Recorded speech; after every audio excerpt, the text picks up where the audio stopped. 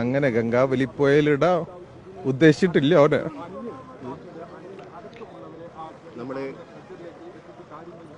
ഞാൻ അപ്പോഴേ പറഞ്ഞു ലോറിക്ക് അധികം പരിക്കുണ്ടാവില്ല, ക്യാബിന് അധികം പരിക്കുണ്ട്, ചിന്നിച്ചിതറൂല. എനിക്ക് ഉറപ്പുണ്ടായിരുന്നു ഓന ആ ക്യാബിൻ്റെ ഉള്ളിലുണ്ടാവും. ഞാൻ പറഞ്ഞതാ, ശരിയായില്ലേ?